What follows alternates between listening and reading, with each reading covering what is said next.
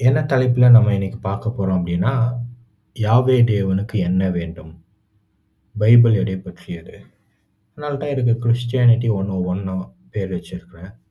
ஏன் அப்படின்னா, கடவுளுக்கு என்ன தேவை? பைபிள் என்னதான் சொல்லுது? அப்படின்ற கேள்வி எல்லாருக்கும் இருக்கும். அதத்தான் இந்நாள்ல நம்ம பார்க்க போறோம். கடவுளுக்கு என்ன தேவை? ஏன் கடவுள் நம்ம படைச்சாரு? பைபிள் என்ன சொல்லுது? கடவுளுக்கு என்ன தேவை? அவருக்கு என்ன வேணும்? அப்படின்னு நமக்கு கேள்வி இருக்கும். சில சமயங்கள்ல நம்ம கஷ்டப்படும்போது என்ன சொல்லுவோம்? "ஆடாம் ஒரு கனிய சாப்பிட்டான். அதுக்கு இவ்வளோ கஷ்டமா?" அப்படின்னு நம்ம யோசிப்போம். என்ன சொல்லுவோம்? "கடவுளுடைய திருவிளையாடல்ல என் வாழ்க்கை தான் கடைசிடா." அப்படிலாம் யோசிப்போம். அப்போ பைபிள பத்தி புரிஞ்சுக்கணும் அப்படின்னா, கடவுளுக்கு எதற்காக நம்ம படைச்சாரு புரிஞ்சுக்கணும் அப்படின்னா, நம்ம ஆதியாகமம் 1வது அதிகாரத்திலிருந்து ஆரம்பிக்கலாம்.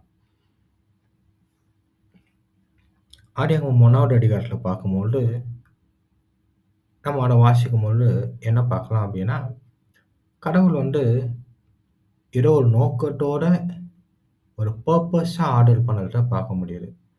வசனங்கள்லாம் வாசிக்கும்போது ஒரு பர்ப்பஸ்ஃபுல்லா, ஒரு இன்டென்ஷனலா என்ன பண்றாரு, நோக்கத்தோட என்ன பண்றாரு, ஒழுங்கு பண்றாரு. ஆனா 7வது நாள்ல வரும்போது கடவுள் ஓய்ந்திருந்தார். வானத்தையும், பூமியும் எல்லாம் ஒழுங்கு பண்ணுறதுக்கு எதுக்கு? ரெஸ்ட் எடுக்கிறதுக்கா? நம்ம சங்கீதத்தில வாசிக்கிறோம். கடவுள் தூங்குறது கிடையாது, உறங்குறது கிடையாதுலாம் வாசிக்கிறோம். அப்படின்னா என்ன அது? நம்ம ஒரு மாடர்ன்ஸா இருக்கோம். இந்த காலத்தில வாழறதுனால நமக்கு புரியல. ஆனா அந்த காலத்தில வாழ்ந்தவங்களுக்கு அது நல்லா புரிஞ்சுது.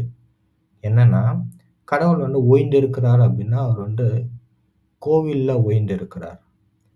கடவுள் அடம் ஒரு சிங்காசனத்தில ஓய்ந்திருக்கிறார்.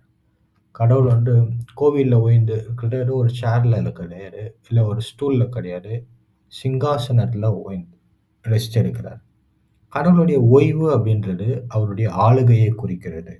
God's rest is God's rule. God has ordered the cosmos in order to rule it. And that's what he does on day 7. இதுதான் ரொம்ப முக்கியம். வேதத்த நம்ம அறிஞ்சுக்கொள்ளணும். இல்ல கடவுளுக்கு என்ன தேவைன்னா, இந்த 7வது நாள் ரொம்ப முக்கியம். 7வது நாள் எத பற்றியது? தேவன் என்ன பண்றாரு? இந்த யூனிவர்ஸே ஆர்டர் பண்ணது எதற்காக? எதற்காக அப்படின்னா, அதை ஆளுகை செய்ய. ரெஸ்ட் எடுக்கிறது கிடையாது. அ இது நமக்கு புரியல. ஏன்னா இந்த காலத்துல வாழ்றோம். ஆனா அந்த காலத்து மக்கள் நல்லா புரிஞ்சு ஆனா பைபிள்லயே அத பத்தி போட்டிருக்கு. என்னன்னா, கர்த்தர் சீயோனை தெரிந்து கொண்டு, அது தமக்கு வாசஸ்தலமாகும்படி விரும்பினார். இது என்றென்றைக்கும் நான் தங்கும் இடம். இதை நான் விரும்பினபடியால் இங்கே வாசம் பண்ணுவேன். This is my resting place forever and ever. Here I will sit enthroned, for I have desired it. என்ன சொல்றாரு? ரெஸ்டிங் பிளேஸ் இது இது இது இந்த அதிகாரம் வாசிச்சு பார்த்தீங்கன்னா, இது தேவனுடைய ஆலயத்தை குறித்தது. இது என்னுடைய ரெஸ்டிங் பிளேஸ்.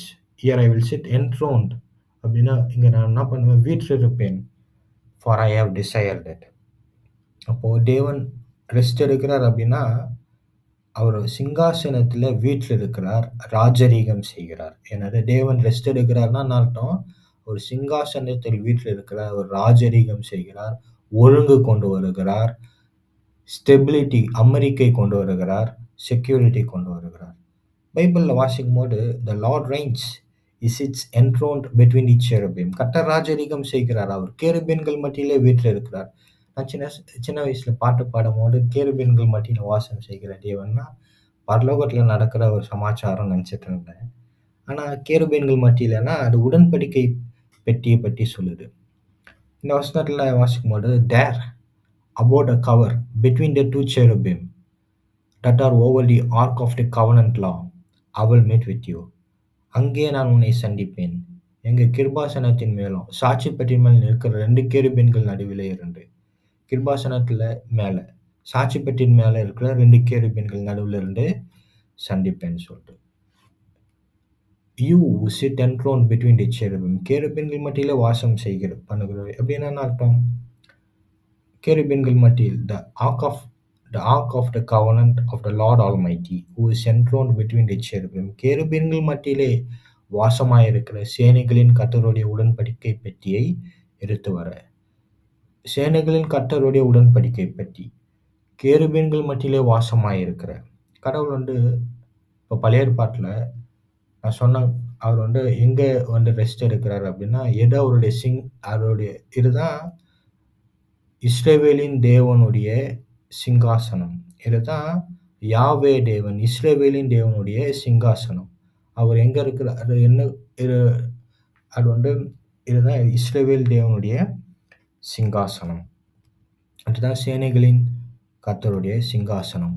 இங்க தான் அவர் என்ன பண்றாரு? வீற்றில் இருக்கிறார் என்பதாக பார்க்கிறோம். அப்போ முதலாவது இந்த 7வது நாள்ல என்ன நடக்குது அப்படின்னா, தேவன் வந்து ஓய்ந்திருக்கிறார். தேவன் ஓய்ந்திருக்கிறார் என்பது அவருடைய ஆளுகையை குறிக்கிறது. அடம் அப்படின்னு பார்த்தோம். 2வது என்ன சொல்லுது? For I have desired it. இதை நான் விரும்பினபடியால் இங்கே வாசம் பண்ணுவேன். அப்போ 7வது நாள் பார்த்தோம். 2வது என்ன நடக்குதுன்னா, 7ஆம் நாள்ல ஓய்ந்திருந்தார். கடவுள் என்ன பண்ணாரு? ஏதேன் தோட்டத்த பறிச்சு மனுஷனே அதிலே வைத்தார். மனுஷனை அதிலே வைத்தார். அப்போ கடவுள் மனுஷனோடே உலாவுனார்லாம் வாசிக்கிறோம். அப்படின்னா என்ன அர்த்தம்? கடவுள் வந்து இந்த யூனிவர்ஸையே ஒழுங்குபடுத்தி, அண்டத்தையே ஒழுங்குபடுத்தி, அத ராஜரீகம் செய்யும்படி சொல்றாரு. ராஜரீகம் செய்கிறாரு. மனிதர்களோடு அவர் வந்து வசிக்கிறார். ஐ ஹேவ் டிசையர்ட் இட். அப்படின்னா என்ன அர்த்தம்னா, மனுஷர்கள் மத்தியிலே மனுஷர்களோடு வாசம் செய்ய விரும்புகிறார். வாவ்! என்னது? வானத்தையும் பூமியையும் படைத்த தேவன், மனுஷர்கள் மத்தியிலே வாசம் செய்ய, ஒரு சிருஷ்டியோட தாம் படைத்த மனுஷனோடு வாசம் செய்ய விரும்புகிறார். மனுஷனை தம்முடைய சாயலின்படி ரூபத்தின்படியும் படைத்தார்ன்னு வாசிக்கிறோம். அப்போ ஏதேன் தோட்டத்துல என்ன நடக்குது அப்படின்னா, ஏதேன் தேவனுடைய பிரசனம் இருக்கிறது. மனுஷர்கள் மத்தியிலே தேவனுடைய பிரசனம் இருக்கு. பிரசனம்னா உறவுன்னு அர்த்தம். அ இப்போ நம்ம வீட்ல நம்ம பெற்றோர்கள்லாம் இருக்கிறோம். அவங்க இருக்காங்கன்னா என்ன அர்த்தம்? உறவுல இருக்கிறோம்னு அர்த்தம். பிரசனம்னா உறவுன்னு அர்த்தம். ஆனா ஏதேன் அது வந்து புனிதமான இடம். அது வந்து ஒரு ஒரு அது வந்து ஒரு கார்டன் கிடையாது. அது பசுமையான இடம் மட்டும் கிடையாது. புனிதமான இடம். ஏன்னா ஏன்னா தேவன் அங்க இருக்கிறார். தேவன் அங்க இருக்கிறதுனால அது புனிதமான இடம். கடவுள் சொல்றாரு, மோசேய பார்த்து சொல்றாரு, "நீ நிக்கிற பூமி பரிசுத்தமானது." ஏன்? ஏன்னா கடவுள் அங்க இருக்கிறார். அப்போ ஏதேன் வந்து ஒரு கோவில். ஏன்? ஏன்னா கடவுள் அங்க இருக்கிறார். அப்போ 3வது அதிகாரத்துல என்ன நடக்குது அப்படின்னா, அவங்க என்ன பண்றாங்க? நன்மை, தீமை அறியத்தக்க கனிய சாப்பிடுறாங்க. நன்மை, தீமை அறியத்தக்க கனிய சாப்பிடுறதுனால, அவர் மனுஷனை துரத்தி விடுறாரு. ஏன் துரத்தி விடுறாரு? அவங்க நன்மை, தீமை அறியத்தக்க கனிய சாப்பிடுறாங்க. அத கீழ்ப்படியாமைன்னு சொல்றோம். ஏன்னா, சாப்பிடக்கூடாதுன்னு சொன்னத சாப்பிட்டாங்க. ஆனா முக்கியமா என்ன நடக்குதுன்னா, அது ஒரு ஞானப்பழம்னு சொல்றாங்க. ஞானப்பழம்னா விஸ்டம் ஃப்ரூட் சொல்றாங்க. விஸ்டமோட ஒரு தன்மை என்னன்னா, ஒழுங்க கொண்டு வருது. ஆனா, பைபிள் என்ன சொல்லுது? கர்த்தருக்கு பயப்படுதலே ஞானத்தின் ஆரம்பம். ஏன் அப்படி சொல்லுது? ஏன்னா, நீங்க கடவுள்கிட்ட தான் ஒழுங்க பார்க்க முடியும். கடவுள் தான் ஒழுங்க கொண்டு வர முடியும். கடவுளால தான் ஒழுங்க கொண்டு வர முடியும். ஆனா, இவங்க என்ன பண்ணாங்க? அந்த நன்மை, தீமை அறியத்தக்க விருட்சத்தின் கனிய சாப்பிட்டாங்கன்னு வாசிக்கிறோம். அப்படின்னா என்ன பண்றாங்க அப்படின்னா, அவங்க நன்மை, தீமை அறியத்தக்க கனிய சாப்பிட்டு என்ன பண்றாங்க? ஒழுங்க ஞானத்தை தங்களுக்கு பெற விரும்பினாங்க. தங்களை சுற்றி அவங்க ஒழுங்க கொண்டு வர முயற்சி செஞ்சாங்க. கடவுள் வந்து என்ன பண்ணாரு? ஆதாம், ஏவாள் தம்முடைய சாயலின்படி ரூபத்தை படைத்தார். ஆனா, இவங்க என்ன பண்ணாங்க? ஞானத்தை பெற்றுக்கொண்டு தங்களை சுற்றி ஒழுங்கு கொண்டு வர முயற்சி செஞ்சாங்க. அதனால அத வீழ்ச்சின்னு சொல்றோம். த ஃபால் ஃப்ரம் கிரேஸ். ஆனா பைபிள் வந்து அத ஃபால்ன்னு சொல்லல. ஆனா அங்க என்ன நடக்குது? கீ பாயிண்ட் என்னன்னா, கடவுளின் பிரசன்னத்தை இழந்தார்கள். கடவுள் வந்து அனாதியாக ஒரு அவருக்கு வந்து மனுஷர்களோடு வாசம் பண்ண விரும்பின தேவன். மனுஷர்களோடு இருக்கணும் விரும்பின தேவன். அத இழந்து போயிட்டார். மனுஷர்கள் வாழணும்னு நெனைச்சாரு. அந்த திட்டத்த என்ன பண்ண எழுதாரு. இப்போ என்ன என்ன நடக்குது? தேவனும் மனுஷனும் ஒரு உறவுல இருந்தாங்க. தேவனுடைய பிரசன்னத்துல மனுஷன் இருந்தான். ஆனா என்னாச்சு? நன்மை, தீமை அறியத்தக்க கனிய சாப்பிட்டதுனால, தேவனுடைய பிரசன்னத்துல இருந்து அவங்க தொரத்தப்பட்டாங்க. இப்போ மனுஷர்களிடத்திலே தேவனுடைய பிரசனம் இல்ல. 4வது அதிகாரம் தான் நடக்குது. என்ன பண்றாங்க, அவங்க ஞானத்த பெற்றுக்கொள்றாங்க. நன்மை, தீமை அறியத்தக்க கனியை சாப்பிடுறாங்க. விஸ்டம் ஃப்ரூட் சாப்பிடுறாங்க. என்ன நடக்குறாங்க? பட்டணத்த கட்டுறாங்க. ஒழுங்கு கொண்டு வர முயற்சி செய்றாங்க.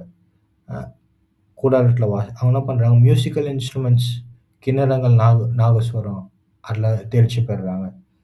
மெட்டல் வொர்க்ஸ் பண்றாங்க. பித்தளை, இரும்பு இவ்ளோ இதெல்லாம் நடக்குது. ஆனா, மனுஷர்கள் கர்த்தருடைய நாமத்தை தொழுது கொள்ள ஆரம்பித்தார்கள். அப்படின்னா, they were invoking the presence of God. கர்த்தருடைய பிரசனம் மறுபடியும் மனுஷர்கள் மத்தியிலே வர வேண்டும் என்று அவர்கள் முறையிட்டார்கள், ஏங்கினார்கள் அப்படிலாம் நம்ம பார்க்கிறோம். ஞானத்தை பெற்றுக்கொண்டு ஒழுங்கு கொண்டு வர முயற்சி செஞ்சாலும் என்ன நடக்குதுன்னா, மனுஷர்களுடைய அக்கிரமம் பூமியில் பெருகினது. அவன் இருதயத்தின் நினைவுகளின் தோற்றமெல்லாம் நித்தமும் பொல்லாததே என்று கர்த்தர் கண்டு. பாவம் பெருட்டு பெருட்டு போது, தேவன் என்ன பண்ணாரு, ஜலப்பிரளயம்லாம் வர வர வைக்கிறதெல்லாம் பார்க்கிறோம்.